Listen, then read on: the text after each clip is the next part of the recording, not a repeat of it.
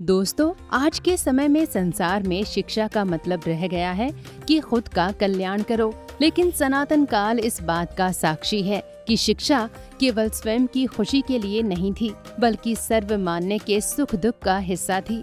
सुनिए सद्गुरु से कि आज हम क्या सिखाते हैं।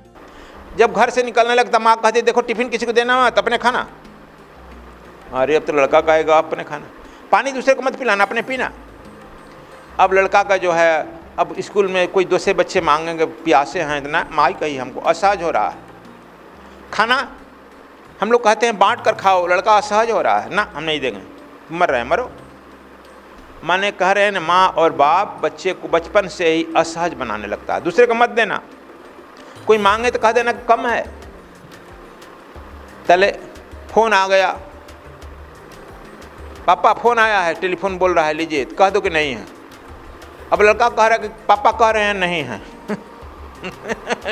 पापा कह रहे हैं कि हम नहीं हैं। अब कह कर तो बेचारा कह दिया, सच बोल दिया सहज अवस्था में। पापा उसका कान पकड़ के दो चमाचा लगाते हैं, मूर्ख यही कहना चाहिए। तो हमको फिर में डाल दिया, तो क्या कहना चाहिए पापा? तो कहना चाहिए कि नहीं है ना, पापा कह रहे हैं कि नहीं है। अब देखो कहता है ना, तो हम लड़के को असहज बना रहे हैं। अब उसका जिंदगी का टेंशन में नहीं आएगा। अब जैसे जैसे विद्यालय की पढ़ाई पढ़ेगा वह टेंशन में आता जाएगा। इसलिए हम कहे आकि माँ बाप और शिक्षक से यदि लड़का बच जाए तो वह सहज होगा और सहजे परमात्मा को प्राप्त कर लेगा। सहजे उसको पांचों इंद्रियां उसे कहने में रह जाएगी। लेकिन इन लोगों से बचना आज के ज़माना में बड़ा मुश्किल है ना जी। इसीलिए हम लोग गुरुकुल भेजते थे। गुरुकुल में माँ बाप से भी बच जाता था बच्चा और टीचर से भी बच जाता था। गुरुकुल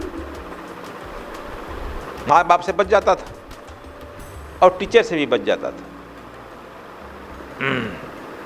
लेकिन आजकल इतना तथाकथित प्यार है कि अपने भेजेगा भी नहीं। कहते हैं कि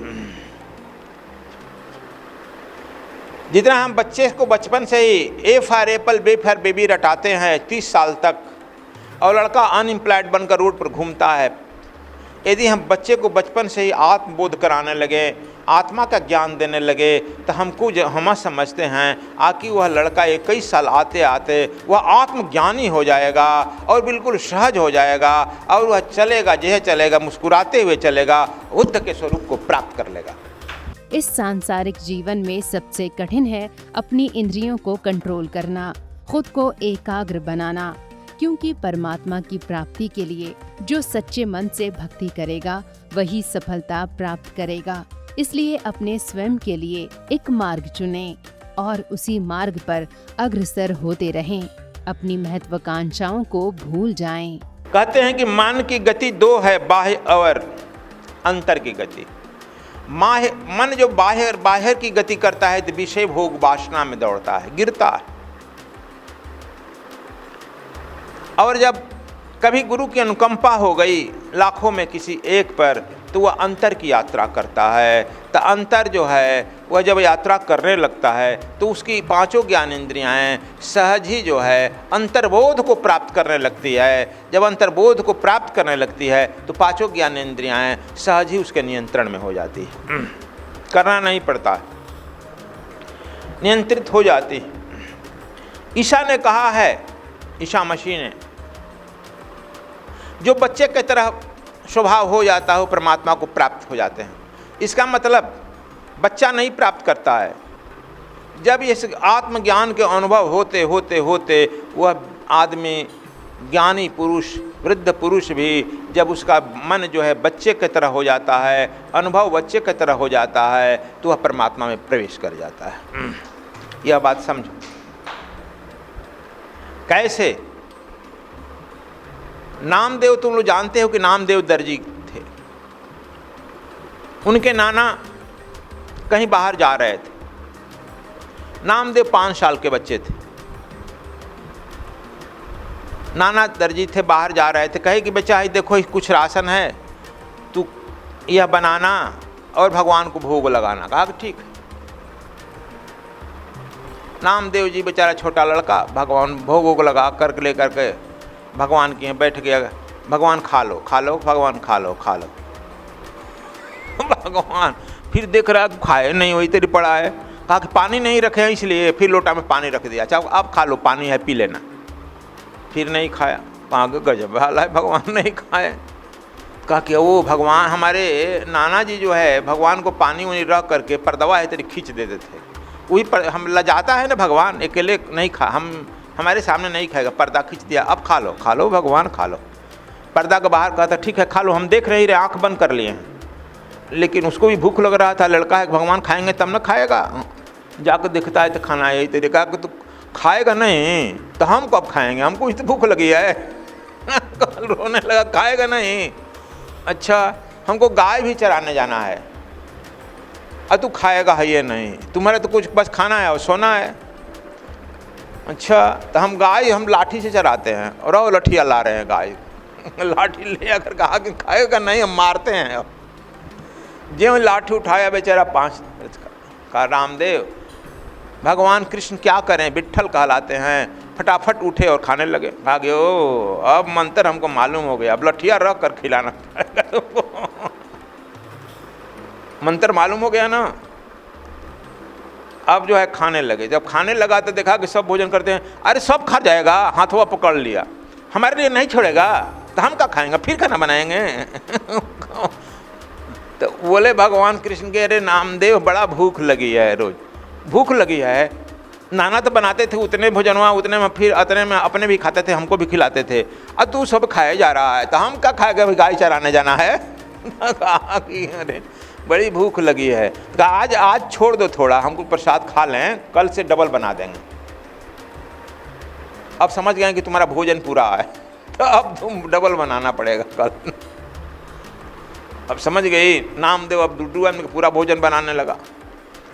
कहा कि अब हम चेत गए हैं, आधा दे देंगे आपको, आधा हम अपन अलग रख दें, सब खा जाएगा तब। भगवान क्या करें, नामदेव रखता देखो अपना, खा जाते आधा भोजन। बस दाल भात बनाता है, दाल रोटी बनाता, बेचारा के लिए क्या बनाए, वो भी जड़ जाता।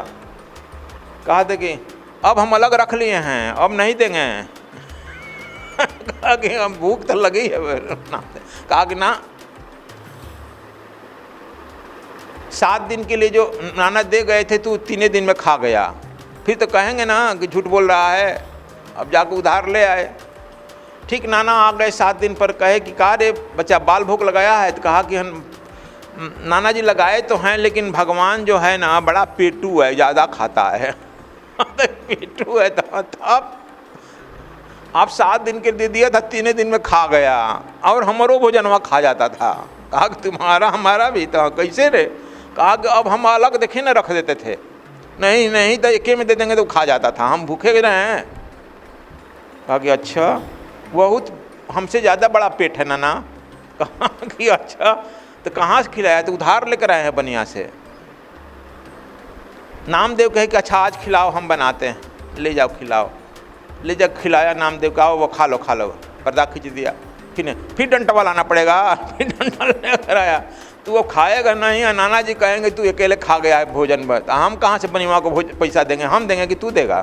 बड़ा बेटे खाना है और सो जाना है, कुछ काम नहीं करना है, गाय भी हम ही चरावें। डंटा ले आया, खाता है कि नहीं खाता है। भगवान क्या करें, डंटा से फिर खाने लगे भोजन। कहा कि देखो ना खा रहा है ना, बिना डंटा, हम डंटा दिखाते हैं तब खाता है।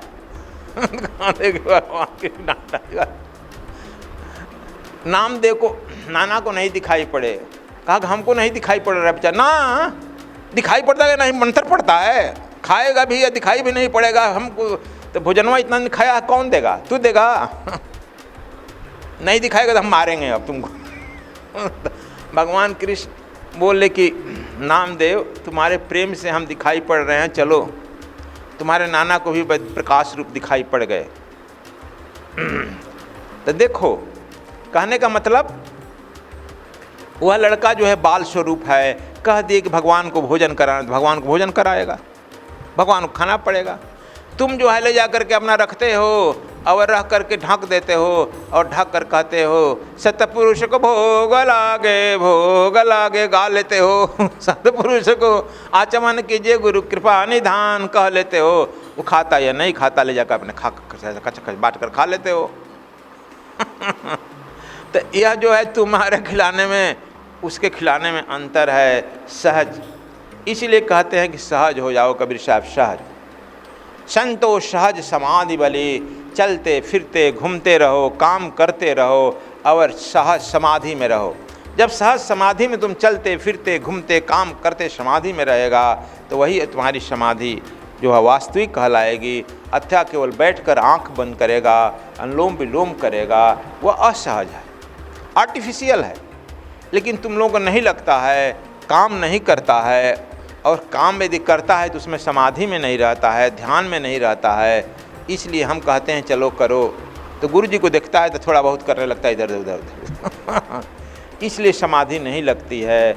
जब तुम करेगा काम करते करते तो तू वह अपने आप जो है समाधि लगते चलेगी। तो दोस्तों, हम कितना ही प्रयास कर लें, होगा वही जो परमात्मा ने रच दिया है। तो अगर आपको हमारा ये वीडियो पसंद आया हो, इसे लाइक और शेयर जरूर करें, और हाँ, हमारे चैनल को सब्सक्राइब करना ना भूलें। धन्यवाद आपका।